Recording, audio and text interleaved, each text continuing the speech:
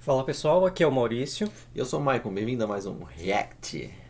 e hoje vamos reagir ao. Tragédia de Medusa, coitada da Medusa. Pelo título eu acho que é coitada, mas vamos ver o que ela aprontou, né? O que a Medusa aprontou? Nós vamos reagir à série do Guilherme Analisa, a mitologia, Exatamente. e hoje é a tragédia de Medusa. Então não se esqueça de se inscrever no canal, deixar aquele like, deixar um comentário para reforçar o vídeo e E bora pro React. bora! Tamo junto, vamos lá. No Mitologia de hoje, eu vou falar de Poseidon, Atena e, obviamente, a vítima da história, Medusa. Falei que era vítima. Será? Vamos ver, né? Esse boi aí sempre aparecendo. Esse Não. boi. Tô sabendo bem.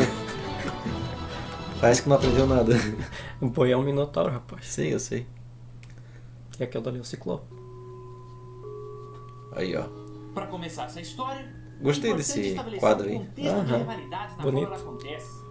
Mais especificamente, entre Atena e Poseidon, que tinham acabado de encerrar uma competição para nomear a capital da Grécia, na qual, obviamente, Atena saiu vitoriosa.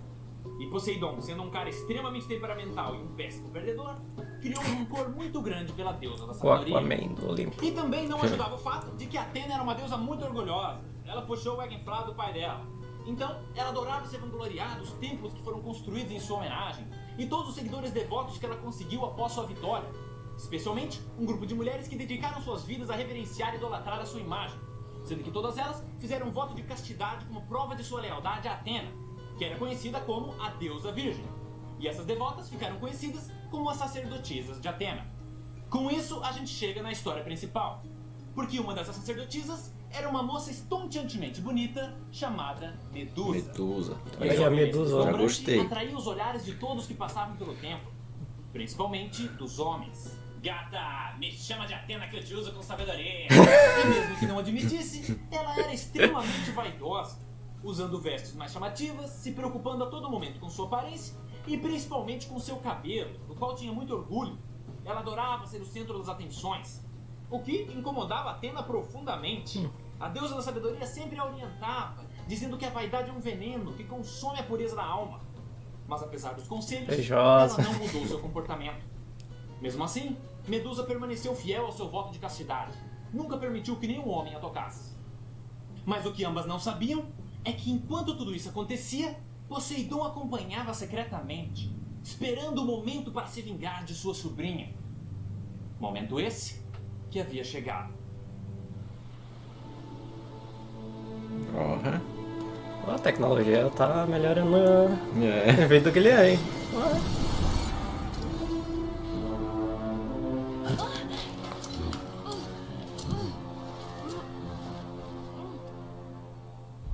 Poseidon sufocou seus gritos e a tomou ali mesmo no templo de Atena, pois ele sabia que isso só iria deixar a deusa da sabedoria ainda mais enfurecida. Após esse acontecimento, não demorou muito para que rumores começassem a se espalhar, sendo que a maioria das pessoas colocou a culpa em Medusa, dizendo que ela queria que isso acontecesse, que tirou prazer desse ato. Mas apesar de tudo, Reflexo a fé da da sacerdotisa sociedade. não foi abalada. Ela continuou indo todos os dias ao templo e orando a deusa da sabedoria. E quando os boatos chegaram aos ouvidos de Atena, o simples desagrado que até então ela sentia por seu tio se tornou a mais absoluta repugnância. Mas, como Poseidon não só era um deus, como também um membro do Olimpo em uma posição superior, não havia nada que ela pudesse fazer. Sendo assim, a deusa da sabedoria teve que se restringir a tirar satisfações com a sacerdotisa. Então, enquanto fazia suas oferendas no templo, Atena finalmente responde aos chamados de Medusa, que por sua vez imediatamente conta sua versão da história. Disse que fez de tudo para escapar, mas que Poseidon roubou sua pureza. E se qualquer outra sacerdotisa tivesse falado isso, Atena teria acreditado. Eu confiei em você como minha seguidora e você me traiu. Verdade. Maculou o meu templo sagrado. Faltou um Preferiu pouquinho de sucumbir ao sotaque desejo francês, da né? carne, ao invés de honrar seus votos comigo. A vaidade é um veneno, Medusa. E você não é nada mais do que uma cobra.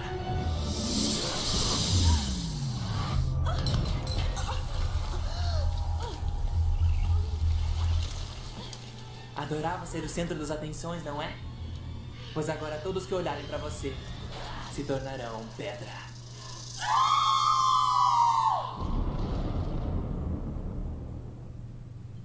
E após receber a maldição, Medusa foi exilada, condenada a viver em uma ilha remota, onde não teria contato com mais ninguém. E agora eu tenho que fazer uma pausa nessa história para contar a origem de um outro personagem importante desse mito. Muitos anos antes de tudo isso acontecer, havia um rei chamado Acrísio, que governava a região de Argos. E esse cara estava muito preocupado com a sucessão do seu reinado, porque mesmo depois de muito tempo tentando ter um filho homem com sua esposa, ele teve apenas uma filha, chamada Danae. Achei que fosse a crise. Então ele vai ao oráculo de Delfos e pergunta se ele ainda conseguiria ter um descendente homem. E ela responde que, embora nunca fosse ter um filho, ele teria um neto. Mas, ao contrário do que Acrísio pensava, essa não era uma profecia boa, pois o oráculo também lhe diz que esse neto seria o responsável por sua morte. E isso deixou o rei apavorado, Que merda, fazendo com que ele prendesse a filha numa torre vigiada por guardas constantemente, para garantir que ela nunca teria relações sexuais com nenhum homem. E nesse momento o sentido aranha de Zeus ativa. Porque vocês sabem que o rei do Olimpo é um safado da pior espécie, né? Não pode ver um rabo de saia. Então, ele se aproxima da torre, e a maneira que ele escolhe para se aproveitar da coitada é a mais bizarra possível. Primeiro, ele se transforma em uma chuva dourada. Eu não tô inventando, o termo é esse. Aí, ele lá entra vem numa Bolsonaro. festa na torre e começa a pingar em cima dela. Falei. E o pior é que desse Golden Shower, ela engravida. Então o pai dela acaba descobrindo o que aconteceu e decide que precisa fazer algo para se livrar dessa criança. Mas, como ele não teria coragem de tirar a vida da própria filha, e ele também não queria correr o risco de provocar Zeus, ele coloca Danae e a criança em uma arca e solta eles no mar para que nunca mais voltassem. Não queria matar, mas As as ideias. E logo eles são Não foi ele que matou, foi a natureza. Ideia idiota. Pertencente ao arquipélago de Cíclades. E a propósito, esses são todos lugares que realmente existem na Grécia. Chegando Nossa. lá, eles são acolhidos pelos pescadores e Danae começa a vida nova com seu querido filho, Perseu. O tempo passa, o garoto vai crescendo e eventualmente o governante da ilha, um homem chamado Polidecto, se interessa Cada pela nome mãe bonito. dele. Mas como Perseu já era adulto e sabia que o cara era um babaca, ele impedia todos os avanços dele e não deixava o maluco se aproximar. O que, obviamente, foi deixando o sujeito bem irritado. Então esse líder, confiante de que Perseu era o único obstáculo entre ele e Danae, queria um plano para se livrar desse moleque enxerido. Sendo que ele não podia simplesmente matar o rapaz, porque por mais que ele não tivesse certeza de que esse bastardo realmente era filho de Zeus, ele preferiu não arriscar. Então Quem tem cu primeiro, tem ele medo. organiza um grande banquete de celebração, onde todos os grandes nobres da região foram chamados. Só que para surpresa de Perseu, ele também foi convidado. E como ele era um fudido que não tinha onde cair morto, ele pensou: opa, vou filar uma boia. Aí o dia chega, todos se reúnem no salão principal, e para infelicidade de Perseu, ao fim da festa ele descobre que os convidados deveriam trazer presentes para esse governante. E como todos os outros eram ricos, eles estavam dando coisas caríssimas. Então, o coitado é obrigado a dizer pro Polidecto que como ele era pobre, ele não tinha como entregar nada. Mas que se ele pudesse fazer algo para pagar sua dívida, era só dizer. E era isso que o Almofadinha estava esperando. Porque ele sabia que Perseu era um jovem orgulhoso e com espírito aventureiro. Ele não ia recusar uma missão e nem voltar atrás na sua palavra. Então, o governante diz que em uma determinada ilha havia um monstro metade mulher, metade serpente que matou um grupo de homens dele que explorava a região. E que sua missão seria trazer a cabeça da criatura. Aí nosso herói aceita o compromisso sem pestanejar e com um mapa em mãos pega um barco emprestado de um amigo e parte em direção ao seu objetivo. Mas o que Polidecto não lhe disse é que desde que foi encontrado há alguns meses, muitos soldados e aventureiros já haviam tentado derrotar a criatura, sendo que o destino de todos eles foi o mesmo: petrificados Pedra. para sempre. Caiu na pedra. E agora a gente tem que fazer uma pausa nessa história também para falar de mais uma trama importante. Em um reino próximo dali, vivia uma princesa chamada Andrômeda, cujo nome deu origem a uma galáxia e a um cavaleiro afeminado. E a mãe dela, a rainha Cassiopeia, tinha muito orgulho da beleza de sua filha, chegando à ousadia de dizer que ela era mais bonita até do que as Nereidas, um grupo de ninfas do mar famosas por serem muito atraentes. Mas o problema é que uma dessas ninfas era esposa de Poseidon. E como vocês sabem, espírito esportivo não é uma das características dele. Então, ele ficou ofendidíssimo e exigiu que o rei sacrificasse sua filha para Cetus, um gigantesco monstro marinho. Aí, a princípio, os pais dela se negaram a fazer um absurdo desse. Mas quando o Deus dos Mares disse que se isso não fosse feito, o monstro iria destruir o reino inteiro, os dois relutantemente aceitaram. Com isso, a pobre Andrômeda foi acorrentada a uma rocha em frente ao mar e obrigada a esperar o seu triste destino. Mas agora voltando à história principal. Durante a viagem até a ilha onde se encontrava a criatura, Perseu recebe uma mensagem divina, mais especificamente de Atena, que ao perceber que pessoas estavam perdendo suas vidas por causa de Medusa e que seu meio-irmão estava indo em uma missão suicida, sentiu que era sua responsabilidade interferir para que isso não acontecesse novamente. Então ela lhe diz que convenceu alguns deuses do Olimpo a emprestarem armas e itens mágicos para que o jovem herói colocasse um fim nessa história e ninguém nunca mais fosse petrificado. Aí quando Atena é filha da puta pra caralho. Ele vai até o alto de um morro onde a deusa da sabedoria disse que o equipamento estaria guardado. E lá ele encontra 4 itens mágicos, um de cada deus que aceitou ajudar o nosso herói. O primeiro foi o escudo reluzente de Atena, indestrutível e tão polido que parecia um espelho. O segundo foram as sandálias aladas de Hermes, capazes de aumentar imensamente a velocidade de quem as usa. O terceiro foi a espada de adamante forjada por Hefesto, mais afiada do que qualquer outra. E por último, o item mais interessante, não só pela sua capacidade, mas principalmente por seu dono, o Elmo da Escuridão de Hades, que nem sequer é um deus do Olimpo, mas que mesmo assim atendeu ao pedido de sua sobrinha e confiou seu precioso elmo de invisibilidade a um dos pobres bastardos de seu irmão. Aí, equipado com esses itens, Perseu começa a explorar a ilha. Aí fica fácil, né? Acho que o Hades emprestou porque já tava puto cheio de gente aparecendo lá no submundo. Essa Medusa tá trazendo um monte de gente pra cá, pô. Para se tornar invisível, e quando se adentra, ele avista uma série de estátuas. Ou melhor, ele acharia que são estátuas se Atena não o tivesse avisado. Perseu continua explorando o local e mantendo seu olhar ao chão, confiando mais em seus outros sentidos. Até que de repente ele escuta um barulho suspeito e imediatamente fecha os olhos.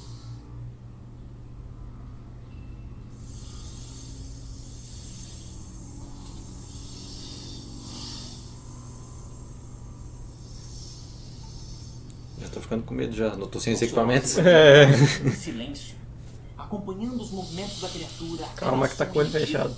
Esperando que ela se Só afastasse. se olhar pra ela. E quando isso acontece, Perseu lentamente retira o elmo da escuridão, olha o reflexo de Medusa no escudo de Atena, aciona as sandálias de Hermes e com a espada de Hefesto...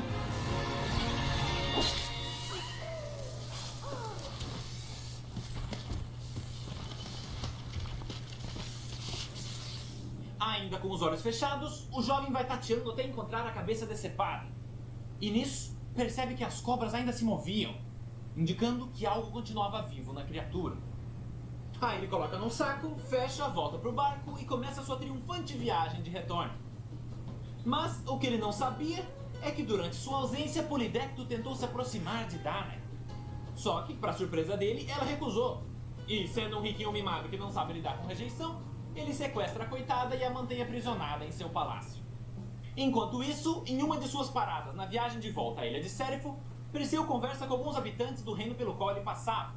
E lá, ele escuta a notícia de que um monstro marinho estava a caminho e que a princesa seria sacrificada para aplacar a fúria dos deuses. Nosso herói fica chocado e vai até o local para tentar conhecer a tal donzela.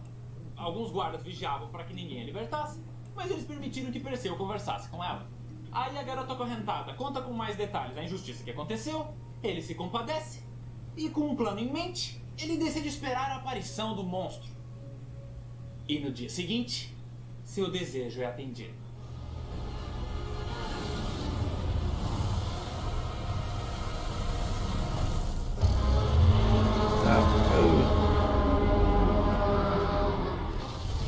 Parecendo King Kong. É.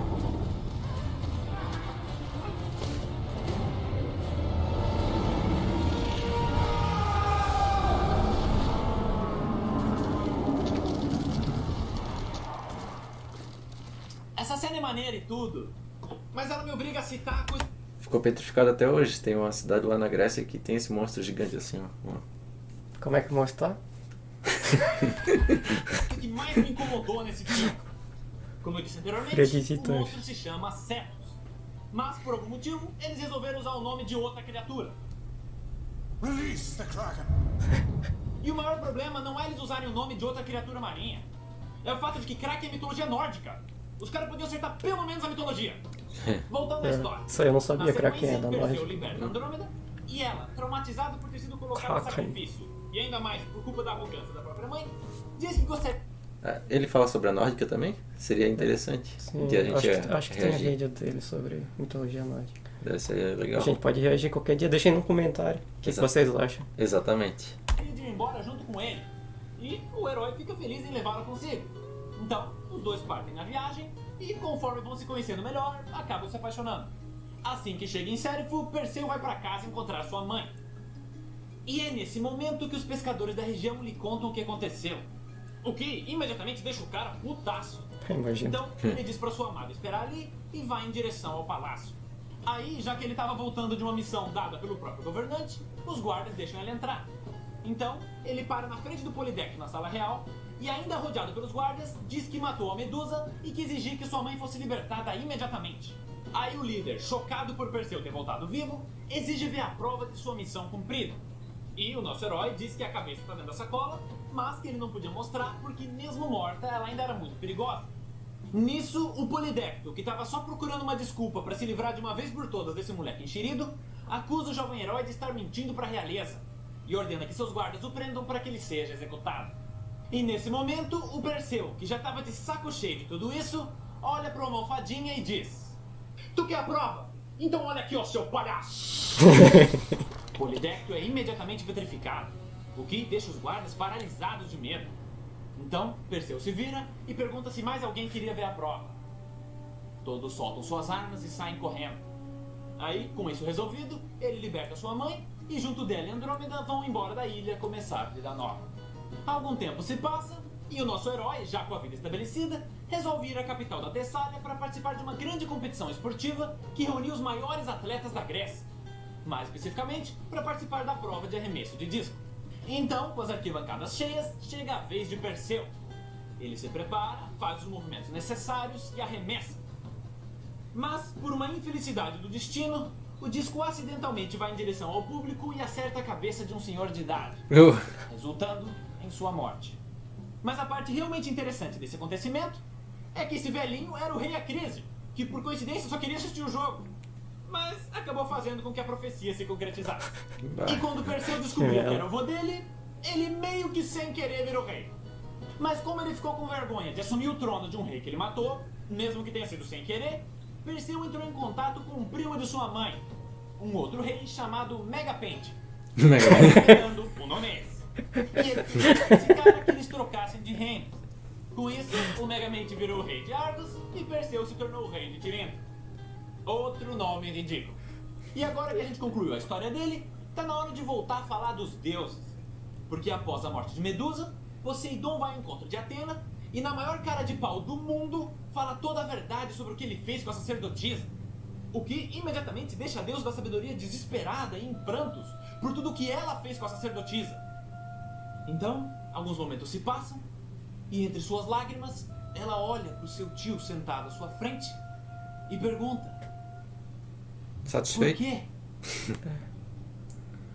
Poseidon dá um sorriso e responde: você sabe o que separa um símbolo de justiça e integridade como você de um ser caótico como eu?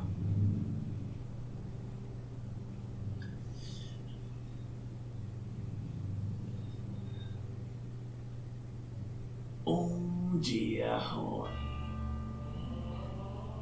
Só isso foi o necessário para que você arruinasse completamente a vida de uma mulher que não fez nada além de te idolatrar e te dizer a verdade. A partir de agora, você é só mais uma divindade que desconta suas frustrações em pessoas inocentes. Bem-vindo ao clube.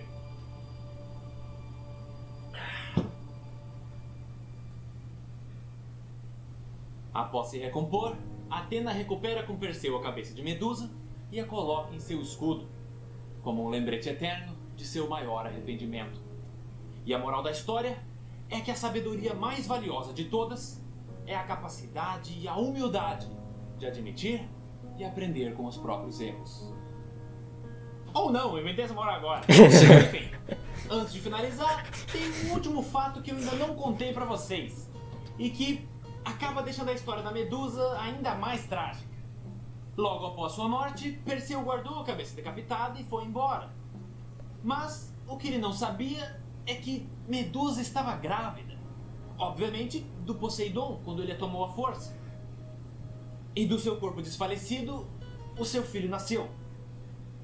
E agora eu tô pensando em alguma forma de contar a próxima parte de forma séria. Mas eu acho que isso não vai ser possível. Então, seguinte. O filho dela é o Pégaso. É estranho, eu sei. O máximo de lógica que a gente consegue tirar disso é que Poseidon, além de ser o deus dos mares, também é o deus dos equinos. Mas é estranho pensar que, de um abuso, ela acabou engravidando e dando à luz ao cavalo mais icônico da mitologia. Se bem que tem o Loki também, né? E já que estamos falando do Pégaso, é importante ressaltar que no decorrer dos séculos, vários heróis já foram representados montando esse cavalo alado, incluindo o próprio Perseu e até Hércules. Mas isso é tudo balela, não tem fundamento nenhum na mitologia grega. A verdade é que só um herói montou o Pégaso. Mas essa história eu conto no próximo Mitologia. Até mais! A Disney sempre inventando coisa pro cara ficar confuso, né? Essa história foi longa, mas foi bem interessante. Sim. Na real, foi longa porque, 3 histórias praticamente dentro uma da outra. Sim, mas que se conectavam ali, né? Sim, Esse negócio não saiu, essa faixa.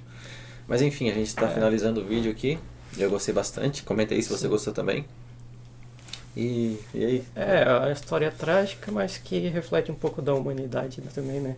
Exato. Tanto na parte de condenar a mulher que foi abusada ali, Exatamente. quanto o próprio sermão que o Poseidon deu no final ali, que na verdade tem até uma frase que fala: quer conhecer alguém, dê poder a ela. Sim, que exatamente. as pessoas com poderes acabam abusando muito das situações. Sim. Se o cara for refletir, Tem justiça que acontece bastante aqui no mundo, né? Sim. E é interessante isso aí. Exatamente. Então é isso. Exatamente. E é isso aí. Até o próximo vídeo. Tchau. Tchau.